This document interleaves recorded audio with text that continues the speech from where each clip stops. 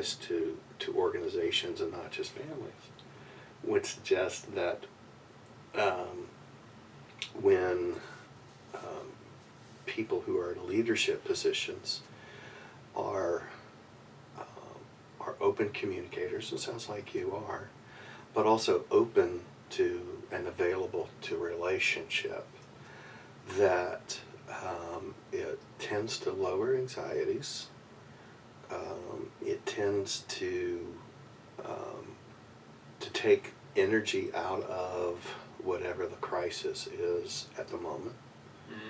And it tends to improve clearer thinking and better functioning. So it's a lot. It can be a long-term effort to get to the same goals as being task-oriented. Okay. But some of the strongest congregations that I know, quite small congregations, but are congregations where there is a joy in being in the presence of one another. And those congregations tend to you would think that they're not welcoming of others, but if they have just a mentality of being an opening to relationship with one another, then they open up to relationships to those who want to come. But they're not trying to be everything to everybody, other than being open and available for relationship. And I think that some of those congregations, are they ever going to be, worship 100 on a Sunday, or have a $400,000 budget? No. But they're okay. Yeah. They're sustainable, and they have a joy in being with one another. And I think there's places in Christendom for those kinds of churches. It's almost like that's how the church was built originally. Yeah. Almost. Yeah. Yeah. Well, if you think about the Gospels and the way that Jesus chooses disciples, it's not. He doesn't choose. I don't think there's a disciple that he chooses that says, "I choose you because I think you're going to be good for me." Yeah. If Jesus were an HR person, complete failure. But he chooses people who are ready for a relationship. Ready for a relationship with God, ready for a relationship with one another. And the church has been able to exist.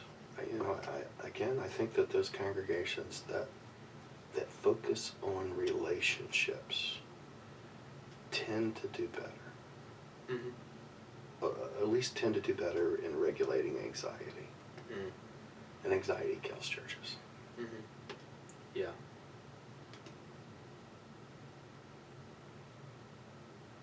That's how I feel. But that's what I think about it anyway. But you can take that for what it's worth.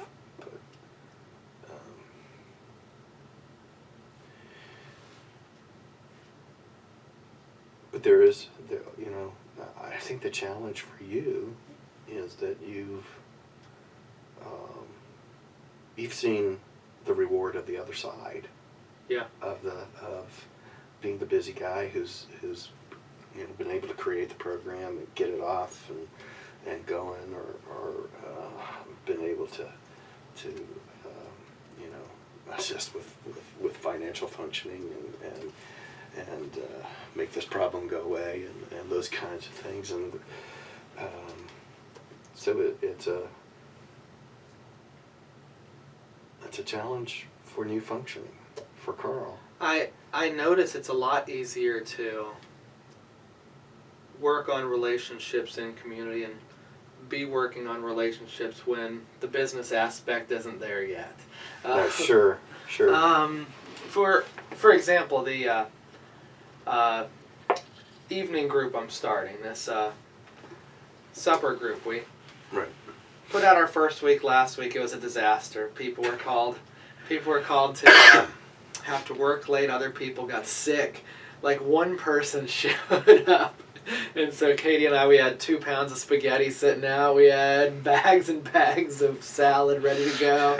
And it was, whew. So I said, I'm gonna run my head against the wall again. We're gonna try this again. And so we did it a little bit differently this week.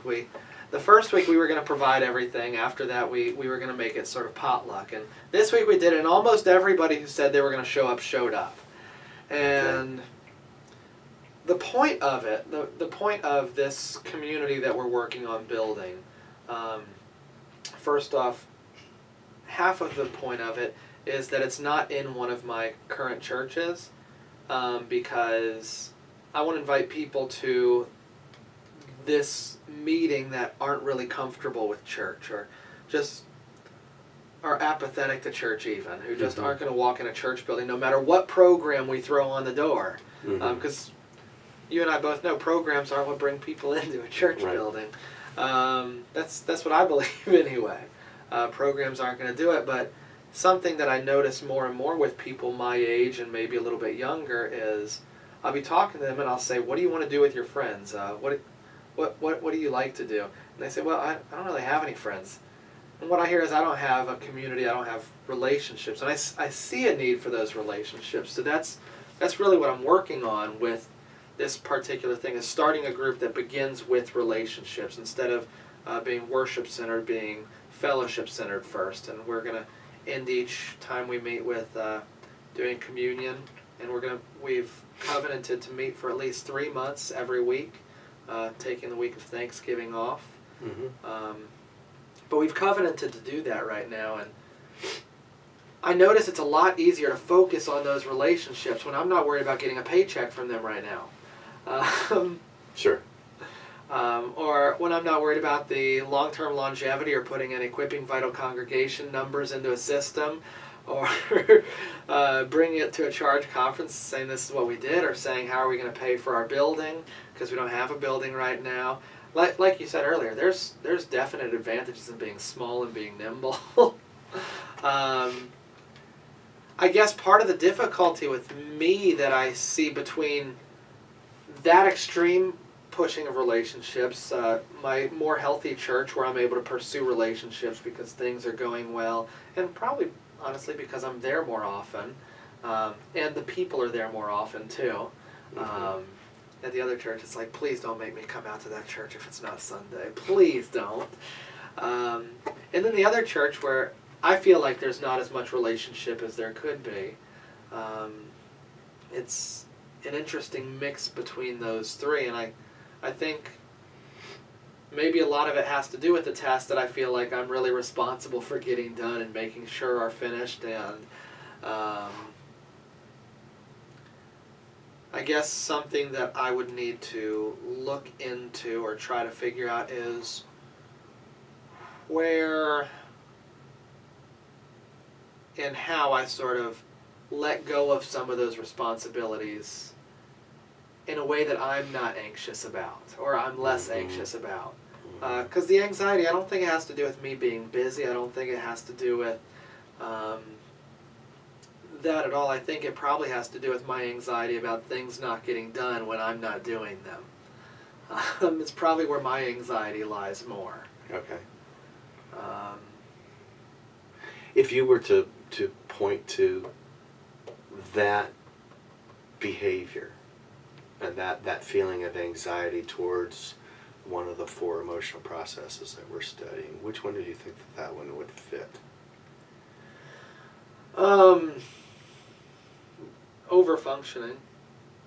Yeah, I think so too. So, I invite you to think about the process of over-functioning, the emotional process of over-functioning, how that how overfunctioning serves a need in you, Mm-hmm. because our emotional reactiveness serves needs, mainly to lessen our anxiety at the moment. Yeah. So I invite you to think about, how does that serve me as a person? And the other part of it I would invite you to think about is, how does being an overfunctioner, how does it serve or not serve ministry? Mm. When you think of what you want to establish with your parishioners and the kind of relationships, how does tendency to overfunction get in the way, Mm. or serve well? And It does both at different times. okay. I think part of the difficulty is turning off the over-functioning role, because I do think it's necessary at times to over-function.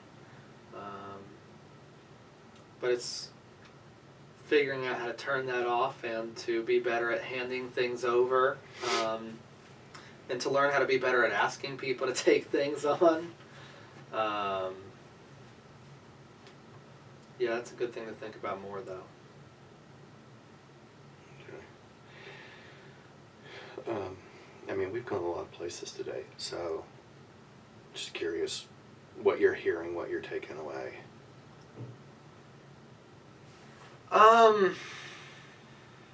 What goes with you when you leave this room?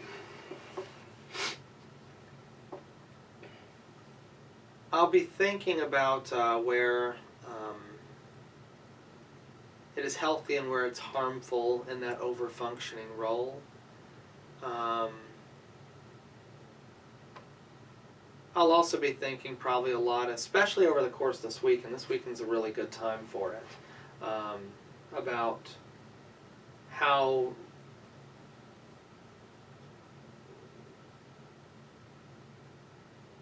to what extent I'm pushing away from relationships where I'm at, and to what extent I'm open to them. I say this week's a good weekend because we have apple butter, and it's one of the few times every year where people come to church and just have to stand around and not be able to move. That you're right. That's going to be a great laboratory for self-observation. Yeah. Because you're kind of in the space of relationship, and how does those relationships work? So, yeah, go forward and use that as your laboratory. Mm-hmm. Yeah, that would be. So in self-observation, paying attention to what you might be feeling in the moment. Mm-hmm. Think, so-and-so just came and stood 3 feet away from me, and I noticed that my palms got sweaty, or my tongue got Mm-hmm. dry, or something like that. Or somebody comes and asks you a question, and you stumble for your words. Mm-hmm. All those kinds of things biometrically indicate anxiety in the physical system. So being able to pay attention to those and notice when they happen, where you are, who you're with. It's pretty easy for me to notice. Usually my chest tightens up. There you go. There you go. No, that one's tough to ignore. That's tough to ignore, right. But are there some things that are even more subtle than that before the chest tightens up? Mm-hmm. That may happen. Maybe you're not completely aware of right now, but just those sort of self-observations, and then noticing what you say and what you do in those particular times. Yeah. Did I just say that? Who said that? Where did that come from? Kind of thing. Yeah. I do that to myself all the time. Words leave my mouth, and I go, "Well, that was dumb," or "That wasn't particularly helpful," or "That wasn't." open. Yeah, so, yeah, that'll be an interesting laboratory for you. Yeah. At 4:45 in the morning. It's a good one. People can't go many places.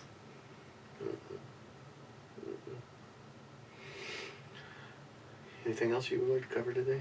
We've covered a lot. Okay. I still will, over the weekend, I will be looking at everybody's learning goals. And, I'll make some comments and send it back to you all. And I just remind you that, nothing we do as far as a learning covenant is written in stone. And so if you, a couple of months down the road, happen to say, this learning goal is really not working, it's not serving what I need to learn, and you have another interest or another goal that you see applicable, we can change those. Okay, so That sounds good. It's never written in stone, but I will be looking at those over the weekend and All come right. back to you. All right. That sounds wonderful. Have a wonderful time making apple butter. Oh boy, we're gonna have such a good time. Can't even tell you how good of a time we're gonna have. Well, I can't wait to hear about it.